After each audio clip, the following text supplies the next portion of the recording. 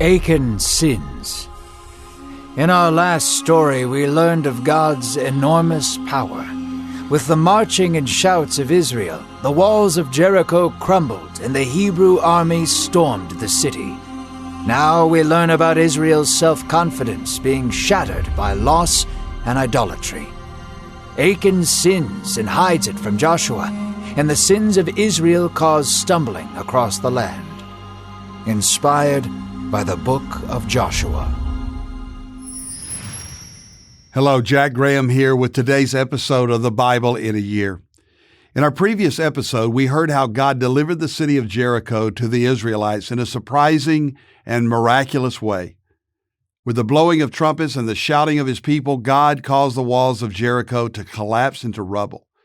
The Israelites had stormed the exposed city with God's order to destroy everything but the gold, silver, bronze, and iron, which were to be taken for the Lord's treasury. They were warned not to keep plunder for themselves, lest they bring trouble on the whole camp. Today we learn of one man named Achan, whose greed got the best of him, and how his secret sin, an act of disobedience and deceit, brings heartache to all around him. Joshua and his army will be left perplexed as they lose in battle, but the truth will come out, and the people will learn that God is not to be defied. Let's listen now to today's reading. The faithful arm of God carried Israel to victory. The Israelite army laughed and cheered in the streets of Jericho. The day was drawing to a close, and the men were gathering the spoils of war, taking anything valuable to be stored for the rest of Israel. Joshua instructed specifically that any idols that caused their hearts to stumble should be ignored. For God had given them victory, and to take idols as spoils of war would be spitting in the face of the Lord. Achan from the tribe of Judah was rummaging around in the wreckage, searching for anything valuable or interesting. At the corner of his eye, he spotted something. An altar to some of the Jericho gods stood there perfectly intact. The altar was gold, and on it several Canaanite idols were spread across its base. They glimmered and reflected back in Achan's eyes.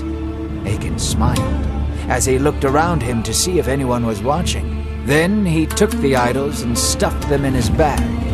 Unbeknownst to Achan, the anger of God was awakened against him that moment. Achan did not know that his idolatry would send Israel into heartache.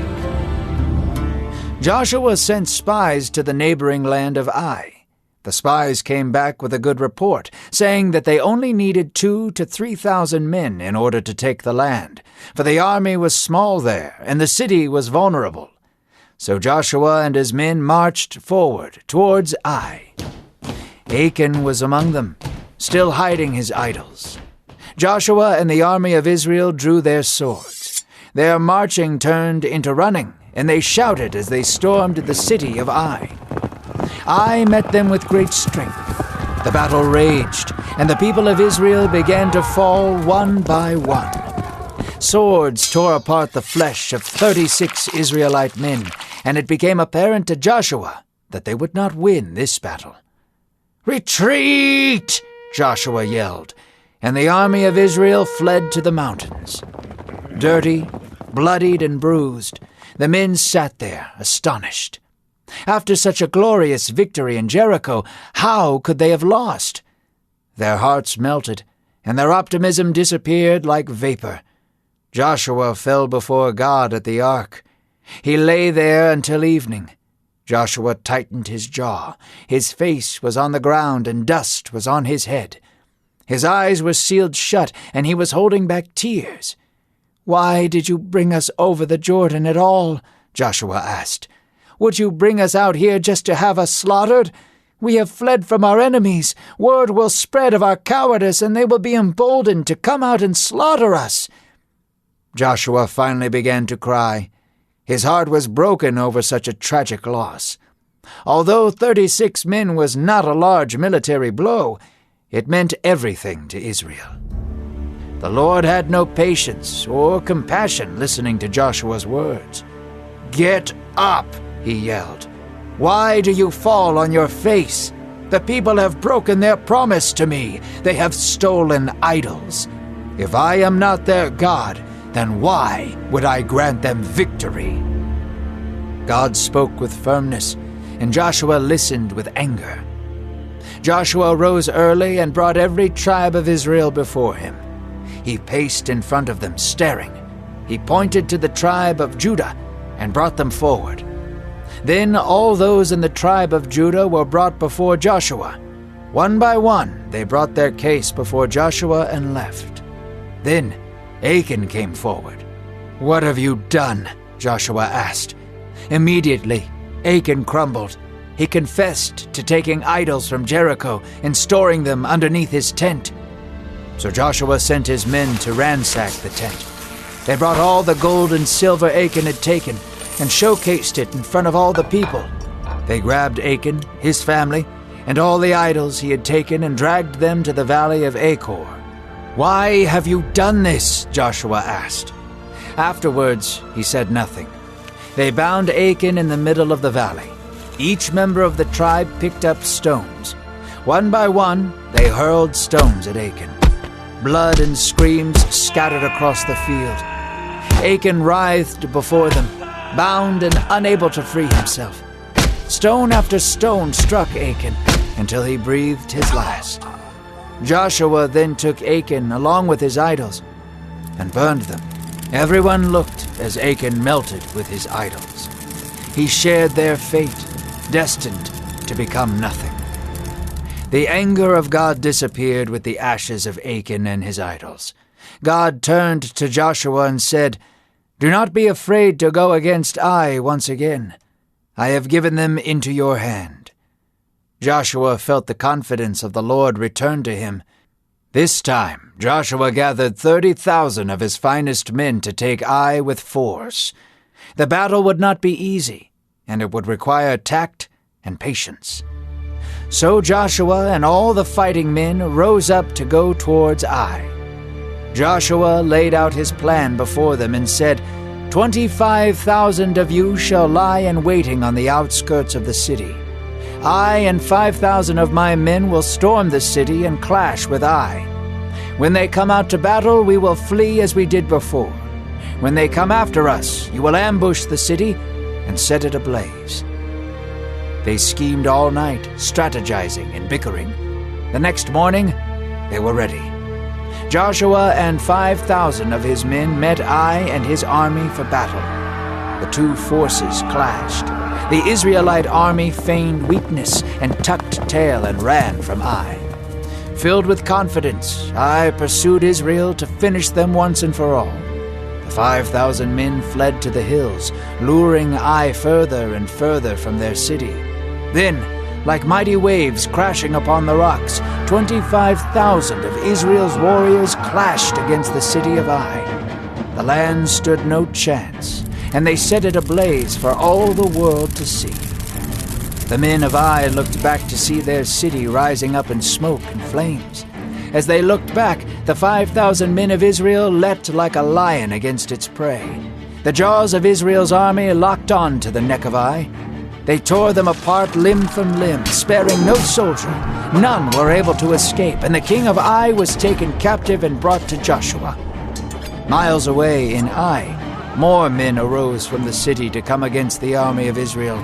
Israel was surrounded by soldiers from the right and from the left. Swords flew and shields burst. The flames in the city grew larger, and ash filled the air. Israel fought among the flames, dousing the fire with the blood of their enemies. All fell at the edge of their sword. A total of 12,000 bodies burned with the city of Ai. Only the livestock was spared as plunder. The rest was left as a heap of ruins and a monument to God's greatness. Joshua hung the king of Ai, and he remained there for the rest of the day. As the sun was setting across the land, Joshua threw the king's body among the ashes of his city. The air smelled of blood, metal, and ash. Joshua raised his javelin and screamed a war cry of victory. All 30,000 men joined in their shouts. The roaring of Israel shook the ground. Another victory. The promised land was closer. They built an altar to God and renewed their covenant with him. With God as their mighty warrior king, no nation would ever stand against them and prevail. Standing among the ash, a shout of victory bellowed across the land for all to hear. Today's reading opens in the aftermath of the Battle of Jericho. The people were rejoicing over the victory that God had given them in their first challenge in the Promised Land. God knew they would be quick to turn away, as they had done many times before, so he had commanded them to keep no spoils for themselves. It was a test. The shrines and the idols in Jericho would be a stumbling block, so they must be completely destroyed. But one man named Achan was captivated by the spoils and took some for himself. He knew it was wrong because he carefully hid what he had taken in his tent. Nobody knew. At least he thought. God, of course, knew. And this act of disrespect and defiance of God, his disobedience, angered the Lord greatly. This was secret sin in the camp, and it had to be dealt with. So when Joshua and his army went into battle against the neighboring city of Ai, his men met a formidable foe and an ignominious defeat, as 36 Israelite men were cut down, and this forced Joshua to call a retreat. They returned to camp defeated, not knowing what had happened. What was God doing, Joshua wondered. Downcast and dispirited, Joshua fell before the ark and cried out to God, asking him, "Why has this happened? Won't this make you and us look bad before the nations?" But God was having none of this. He called for Joshua to get up, and then he laid out the accusation that no doubt stunned Joshua, and we read about it here in Joshua 7, verses 11 through 12. Israel has sinned. They have transgressed my covenant that I commanded them. They have taken some of the devoted things. They have stolen and lied and put them among their own belongings. Therefore, the people of Israel cannot stand before their enemies. They turn their backs before their enemies because they have become devoted for destruction. I will be with you no more unless you destroy the devoted things that are among you. This secret sin, this single act of disobedience would not stand.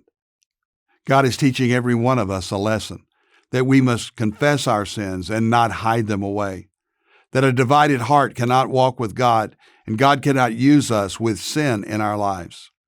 God instructed Joshua as to how they would find the culprit, and just as he said, the guilty party was discovered. Achan came forward and confessed his sin, surely to the anger and shock of everyone around them.